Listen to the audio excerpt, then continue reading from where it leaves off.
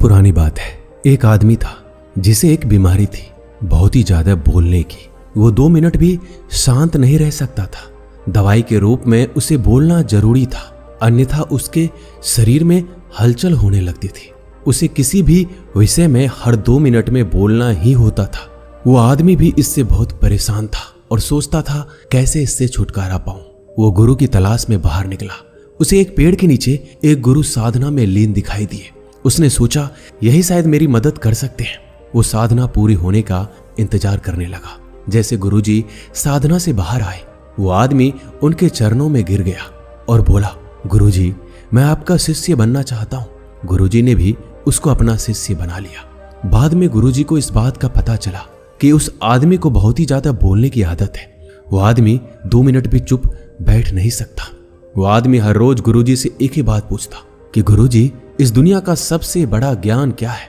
और जब भी गुरुजी से ये सवाल पूछता तो गुरुजी चुप हो जाते, कुछ भी नहीं बोलते, क्योंकि गुरुजी को पता था कि शिष्य को ज्यादा बोलने की आदत है और अभी इसको सबसे बड़े ज्ञान के बारे में बताना व्यर्थ की बात है। इसलिए वह चुप हो जाते थे, कुछ भी नहीं बोलते। वो शिष्य हर रोज एक पास वाले गांव में भिक्षा मांगने जाया करता।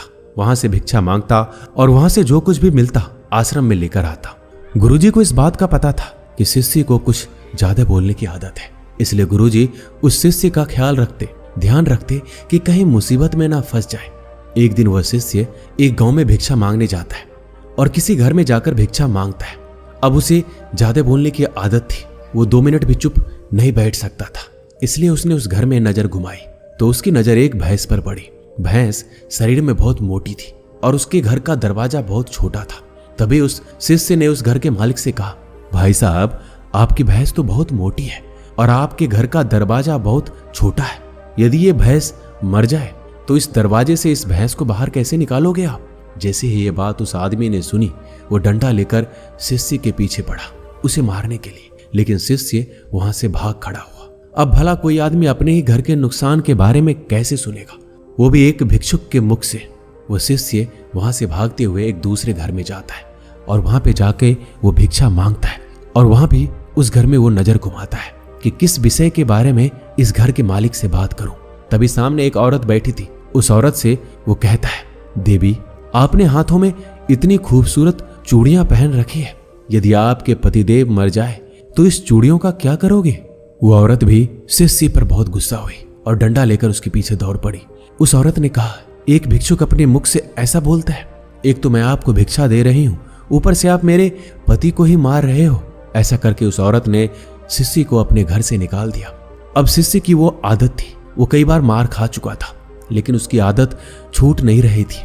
अब शिष्य को उस गांव में कोई भी भिक्षा नहीं मिली। इसी के चलते वो एक गांव से दूसरे गांव जा रहा था। जब जंगल में पहुंचा तो उसे एक मानव खोपड़ी दिखाई दी। उसने सोचा, भला यहाँ किसकी मानव खोपड़ी पड़ी है? वह उस मानव खोपड़ी के पास जाता है और जाकर देखता है कि खोपड़ी तो बोल रही है। उस खोपड़ी ने कहा कि भाई, तुम कौन हो? तभी वो शिष्य थोड़ा सा डरा और बाद में बोला, मैं तो एक भिक्षुक हूँ, भिक्षा मांगता हूँ, लेकिन तुम कौन हो और यहाँ क्या कर रहे हो? तभी उस खोपड़ी ने कहा, मैं एक शिकारी हूँ और ज्यादा बोलने के कारण मैं यहाँ पहुंच गया। तभी शिष्य ने सोचा कि भला खोपड़ी कैसे बोल सकती है? ये तो सिर्फ एक हड्डियों का ढांचा है, ये कैसे बोल सकता है? और ये बात यदि मैं राजा को बताऊंगा तो राजा जरूर मुझे इनाम देगा। इसी के चलते वो शिष्य दौड़ता दौड़ता राजा के दरबार में पहुंचा और राजा को जाकर अपनी सारी बात बताई। राजा को पहले तो लगा इसने मदिरा पी रखा है और इनाम के चक्कर में इतनी बकबक कर रहा है। बाद में जब शिष्य अपनी बात पर अड़ा रहा तो राजा ने कहा, ठीक है, यदि तेरी बात सच निकली तो तुझे इनाम दिया जाएगा, अन्यथा तुझे फांसी लगवा देंगे। शिष्य ने कहा, महाराज, मैं भला झूठ क्यों बोलूंगा?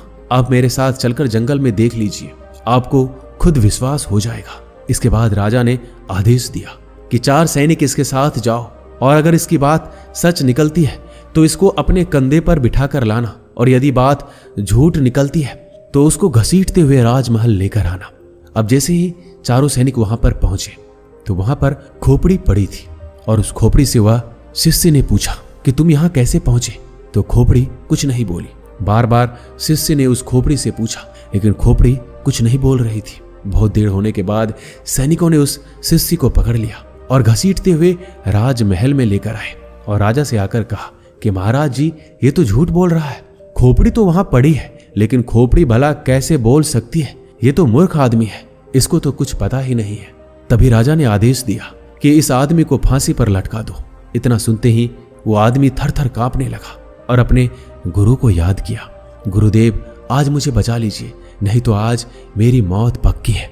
जैसे शिष्य अपने गुरु से अर्जी करता है, गुरु को आश्रम में बैठे बैठे आभास हो जाता है कि शिष्य मुसीबत में पड़ गया है और वो ज्यादा बोलने के चक्कर में ही मुसीबत में पड़ा है।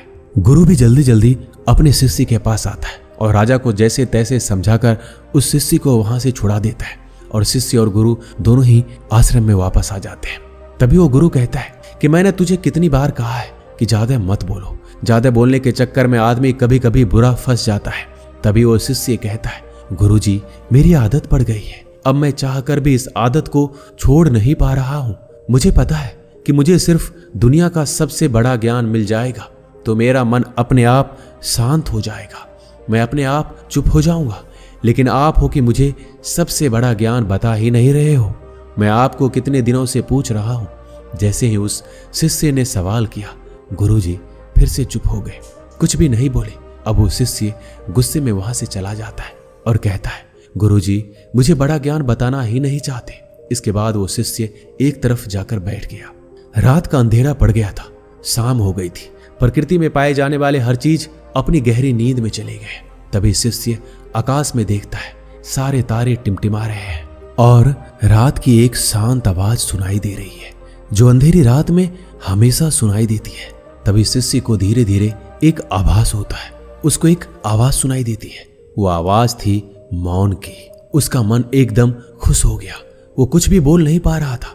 उस दिन उसका मन एकदम शांत हो गया, उसको एक अलग सा आभास होने लगा, उसको एक अलग सी शांति प्रतीत हुई और उसको लगा कि शायद दुनिया का सबसे बड़ा ज्ञान यही है। और गुरुजी हमेशा मुझे बताते आ रहे थे, जब भी मैं उनसे पूछता तो वह शांत हो जाते, कुछ भी नहीं बोलते, और यही दुनिया का सबसे बड़ा ज्ञान है। ज्यादा बोलने के चक्कर में कई बार मुसीबत में फंसा तो गुरुजी ने ही मुझे बचाया और गुरुजी मुझे हर बार ज्ञान दे रहे थे, लेकिन मैं ही इस ज्ञान को समझ नहीं पाया। तभी वो शिष्य बैठकर पूरी तरह मौन का आनंद लेता है, शांति का आनंद लेता है। उसके बाद वो शिष्य वहां से उठकर अपने गुरु के पास जाकर बैठ जाता है, चुपचाप बिना कुछ बोले। तभी गुरु को पता चलता है कि शिष्य को मौन मिल गया है। तभी वो गुरुजी कहते हैं कि दुनिया का सबसे बड़ा ज्ञान मौन नहीं है, लेकिन मौन ही रास्ता है। सबसे बड़े ज्ञान को पाने का सबसे पहले हमें मौन होना पड़ेगा, तभी हम सबसे बड़े ज्ञान को पा सकते हैं। उसके बाद गुरुजी कहते हैं, इस दुनिया का कोई भी शब्द मौन से बड़ा नहीं हो सकता। मौन एक तपस्या है, मौन एक साधना है। इस मौन को हर कोई धारण नहीं कर सकता, और जिसने भी धारण किया वो दुनिया का सबसे बड़े ज्ञान के चरम पर पहुंच जाएगा, सबसे बड़े सुख के चरम पर पहुंच जाएगा। उसके मन में किसी भी तरीके का सवाल नहीं रहेगा, सब सवाल खत्म हो जाएंगे, कुछ भी नहीं बचेगा, शून्य बचेगा, एक बिंदु बचेगा। बस उस बिंदु में ही जलता है असली बौद्ध का दिया। उसके बाद उस शिष्य कहता है, गुरुजी, आखिर मौन कैसे रहूं? मैं जब भी ध्यान करने बैठता हूं तो मेरा मन एक जगह लगता ही नहीं, मेरे मन में हजारों विचार आते हैं। मैं जितना मौन होने की कोशिश करता हूं इतना ही मेरे मन में ज्यादा विचार आते हैं। ऐसे में मैं क्या करूं? उसके बाद गुरुदेव ने कहा, मेरी बात को ध्यान से समझो। जब ध्यान करने बैठे हो तो मन को किसी तरह शांत करना है। इसे एक छोटी सी कहानी के माध्यम से समझो। एक किसान था और वो गुरु के पास जाता है, कहता है कि गुरुजी, मेरे जीवन में बहुत काम काज है, मैं काम करके थक जाता हूँ, मुझे कुछ समाधान दीजिए। उसके बाद वो गुरुजी उस किसान को एक जिन्न देता है और कहता है कि इस जिन्न को अपने घर ले जाओ, इससे जो भी बोलोगे वो सब काम ये जिन्न कर देगा। लेकिन हाँ, एक बात का ध्यान रखना, इसको खाली मत रखना। यदि इसको खाली बिठा दोगे तो ये तुम्हें खा जाएगा। किसान ने कहा, गुरुजी, खाली बैठने का तो काम ही नहीं है, मेरे पास तो इतना काम है कि यह पूरी जिंदगी व्यस्त रहेगा। इसके बाद वो किसान उस जिन्न को लेकर अपने घर चला जाता है, लेकिन वो जिन्न था हर काम को बड़ी जल्दी कर देता था। उसने तुरंत किसान का काम कर दिया। जब खाली हुआ तो किसान ने अड़ोसी पड़ोसियों के काम करवाए, फिर भी लेकिन वो जल्दी से काम को खत्म कर देता और काम खत्म करके वापस किसान को बोलता कि मुझे जल्दी काम दो, नहीं तो मैं तुम्हें खा जाऊंगा। अब किसान इस चीज से परेशान होने लगा वो वापस उस जिन को गुरुजी के पास लेकर गया और कहा, गुरुजी अब इसका समाधान दीजिए, ये तो बड़ा जल्दी काम को कर देता है और मुझे खाने के लिए कहता है। तभी वो गुरुजी उस जिन को और किसान को लेकर उस खेत में जाते हैं और उस जिन को कहता है कि एक बांस का डंडा लेकर आओ। वो जिन एक बांस का डंडा लाता है और गुरुजी उसको खेत में रोप देते हैं। उस डंडे को रोप कर उसके बाद गुरुजी उस जिन को कहते हैं, जब भी तुम्हें ये किसान कोई काम के लिए बोले और काम खत्म हो जाए तो इस डंडे पे चढ़ना और उतरना। तुम्हारे पास जब काम ना हो तो ये काम करते रहना। ये सुनते ही किसान बहुत खुश हो गया क्योंकि उसको समाधान मिल गया था। अब अगर जिन के पास काम नहीं रहेगा तो वो डंडे पे उतरता चढ़ता रहेगा। अब वो किसान को परेशान नहीं करेगा। हमें ध्यान के समय में अपने मन को सांस के साथ बांध देना है। जैसे सांस बाहर जाती है तो उसके साथ मन को बाहर, और जैसे ही सांस अंदर जाती है तो मन को अपने अंदर। धीरे धीरे इसका अभ्यास करते जाओ। धीरे धीरे आपका मन शांत हो जाएगा। ऐसा नहीं है कि सिर्फ तुम ध्यान के समय ही ऐसा करो। जब भी तुम कुछ काम करते रहो, कहीं जा रहे हो, किसी से बात कर रहे हो, उस समय मौन रहकर अपनी सांस पर ध्यान दो। अपने मन के अंदर की आवाज को सुनो, सांस की आवाज को सुनो और उसी के साथ अपने मन को जोड़ दो। धीरे धीरे आपका मन पूरी तरह शांत हो जाएगा। जब भी कभी बोलना पड़े, किसी को जवाब देना पड़े, पहले याद कर लो कि क्या बोलना है। उसके बाद कम से कम 5 सेकंड रुक जाओ। उसके बाद ही अगले को जवाब दो। इससे तुम्हारा ज्यादा बोलने की आदत भी कम हो जाएगी। और जब तुम्हारे पास बोलने के लिए 2 ही बातें हो, उनमें से एक ही बात बोलो। और जब तुम्हारे पास बोलने के लिए 3 बातें हो तो उसमें से 2 ही बोलो। धीरे धीरे ज्यादा बोलने की आदत चली जाएगी, क्योंकि हमारे मन को शांत करने से पहले चुप तो रहना ही होगा। जुबान को बंद करना ही पड़ेगा। शांति को मुंह से बोलकर या लिखकर नहीं बताया जाता, उसे सिर्फ अनुभव किया जा सकता है।